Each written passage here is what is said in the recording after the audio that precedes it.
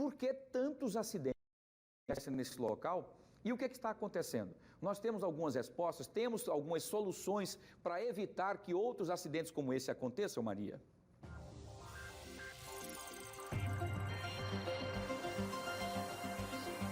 Pois é, Wilson, esse já é o 7º acidente, infelizmente com vítima fatal. A maioria foram apenas prejuízos materiais. Mas a pergunta é mesmo essa: o que está acontecendo? Será que tem alguma coisa de errado com essa via? Bom, quem vai ajudar então a gente entender um pouquinho o que está acontecendo é o Antônio Monteiro, que é especialista em trânsito. Primeiro, né, a pergunta inicial: essa via ela foi construída da forma adequada? A gente pode dizer que ela está adequada? Boa tarde. Boa tarde, Maria. Boa tarde, Wilson Júnior. Boa tarde, Alagoas. Boa tarde, Antônio. A princípio, chama muita atenção a via que foi entregue em abril, né? Menos de 7 meses que essa via foi liberada e já 7 acidentes com 2 vítimas fatais. Então, realmente precisa fazer uma apuração mais detalhada, fazer uma avaliação da parte de engenharia para ver se esse desenho precisa de algumas correções, porque realmente chama muita atenção essa quantidade de acidentes. No segundo momento, acho que é importante frisar 2 pontos relativos à questão da prevenção. Primeiro, a questão da velocidade. Circulei por toda a via e ela está sinalizada, definindo a velocidade como 60 por hora. E circulei a 60 por hora e todos os outros veículos me ultrapassaram. Então, precisa sempre a população estar atenta ao respeito à questão da velocidade. Já é o 4º acidente que foi identificado com falta de freio no equipamento, seja o ônibus, seja os outros caminhões. Então é fundamental que as empresas também percebam que é de responsabilidade civil e criminal, além da questão da infração de trânsito, a manutenção desses veículos, porque falta de freio é falta de cuidado da questão do veículo. Então um veículo de carga, ele é ligado a alguma empresa que sempre tem algum técnico de segurança, algum engenheiro de segurança ou empresário por trás. Então é fundamental esse cuidado no controle de velocidade e na questão da prevenção do veículo. Você falou aí de veículos pesados, né? Eu vou pedir para o Wellington mostrar agora, olha, que a quantidade de caminhões que passa por aqui é muito grande. Então, essa avenida ela se tornou muito utilizada e por isso a gente vê. Agora, quando chega ali na curva, a gente vê que a maioria dos acidentes, né, eles ultrapassam, né, aquele canteiro ali e acaba invadindo essas pistas. Seria possível, é uma alternativa, colocar ali algum obstáculo, um guarda-reio para pelo menos diminuir esse impacto? Porque o que a gente observa todos esses acidentes relatados, o veículo de grande porte, pelo canteiro, ele não é contido. Então, mesmo que ele venha a 40, 50 por hora, porque a lombada não vai fazer efeito para o veículo de grande porte, ele, ao perder controle, ele desce reto. Ao descer reto, ele não tem nenhum elemento que faça essa contenção do veículo. Foi os 2 casos de morte, a moto foi colhida aqui na paralela, na transversal, aqui na rodovia. Então, precisa sim fazer uma análise mais apurada a nível de engenharia, para avaliar uma possibilidade de uma contenção ali, para impedir. Precisa reavaliar essa questão dessa curva, porque para veículo pequeno essa curva é razoável, mas para veículo grande está correto, né? Não estou aqui afirmando se está incorreto ou não, mas eu acho que deve sim, no caso em questão, a SMTT, a engenharia da SMTT Maceió, reavaliar essa situação. E aí, fundamental, novamente, a gente chama atenção para isso. Respeito à velocidade da via e respeito na questão da manutenção dos veículos. Em relação à velocidade, você falou dessas placas que tem ali, onde a velocidade máxima ali permitida é 60 km por hora. Agora, aqui na rodovia, na L101 Norte, nesse trecho, pelo menos, os carros passam numa velocidade considerável, né? Então, é preciso também, a gente vê uma plaquinha que tem ali 40 km por hora. Será que essa velocidade também está sendo respeitada? Porque o perigo é justamente esse. O veículo que vem de lá, ele acaba pegando aqui, colidindo com quem estiver passando aqui. Nesse caso foi uma moto, mas poderia ser outro veículo também, ou até mesmo um pedestre que estivesse passando aqui pela rodovia, pela calçada, né?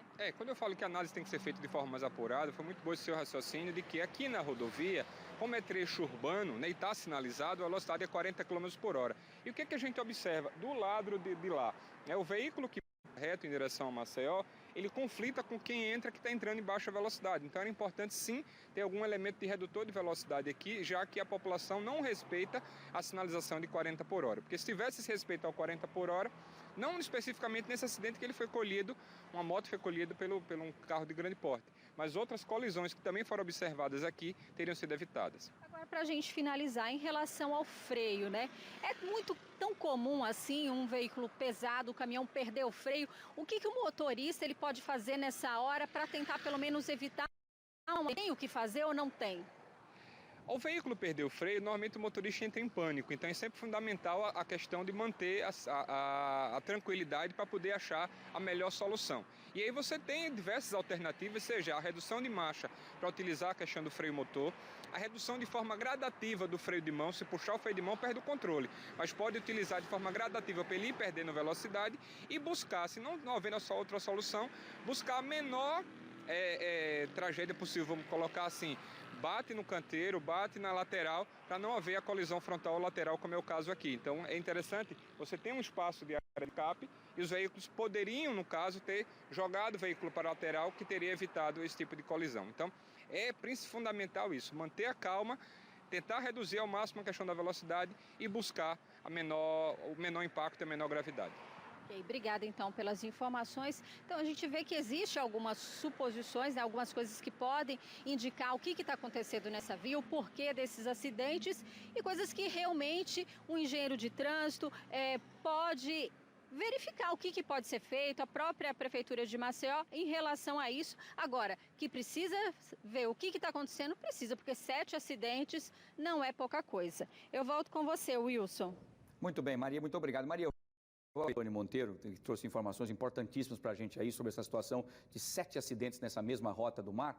Eu queria fazer uma pergunta aí, o Antônio, por favor, para ver, talvez seja uma forma remota, mas enfim, talvez até um pouco mais esdrúxula, mas enfim. Por exemplo, não seria o caso aí, já que é uma ladeira e passam muitos caminhões nesse trajeto, de se aproveitar esse local onde nós temos aqui, inclusive, esse nome Rota do Mar, né, onde tem um jardim bonitão, porque em breve aí, na frente de vocês, próximo do mar, serão construídos condomínios. A sorte também é que nós não tivemos ainda condomínios para que batesse nas portarias, batesse nesses condomínios e causasse uma tragédia pior ainda. Um encontro de um caminhão desse descendo com força sem freio, batendo num ônibus lotado, você vê, tem várias situações de tragédias terríveis anunciadas. Não seria o ideal fazer uma caixa de brita, como acontece na Fórmula 1, nesse local onde fica aqui esse nome Rota do Mar, para caso algum caminhão que tenha uma situação complicada, ao invés de causar um acidente, que ele pudesse se jogar, por exemplo, ali, para diminuir essa velocidade e evitar uma tragédia? Boa tarde.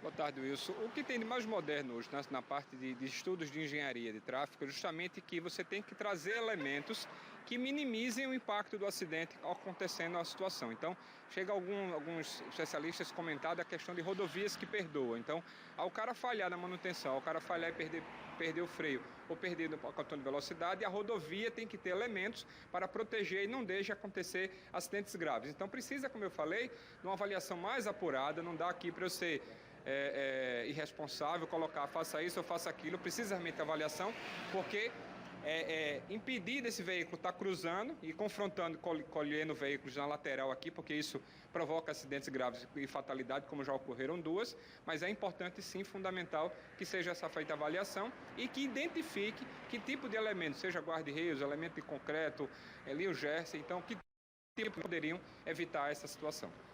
Muito bem, Antônio, mais uma vez, muito obrigado sempre pelas suas informações. Agora é feita essa análise para aguardar, então, qual será a decisão para evitar que as situações terríveis como essa que acabou tirando a vida desse trabalhador que vinha aí de 58 anos, o Edinaldo, na motocicleta. Obrigado ao Antônio Monteiro, que também é especialista em trânsito, também a Maria Maciel, trazendo detalhes e informações sobre essa Rota do Mar, que muitos estão querendo até batizar de Rota da Morte.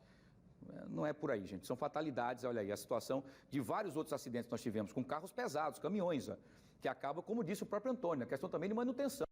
Os caminhões daqui precisam passar por manutenção, todos os carros de uma forma geral, principalmente os caminhões, os carros pesados. Vejam a quantidade de acidentes que nós estamos aqui narrando agora e trazendo aqui, fazendo uma retrospectiva, e é um local onde passam caminhões carregados para o aterro sanitário, caminhões de lixo, todos os caminhões grandes e pesados, o que é um perigo muito grande na descida, né, e acabar causando um acidente, não é? Terrível. Muito bem, tá aí então as informações e nós vamos trazer daqui a acordo com as avaliações que forem feitas nessa rota aí, tá?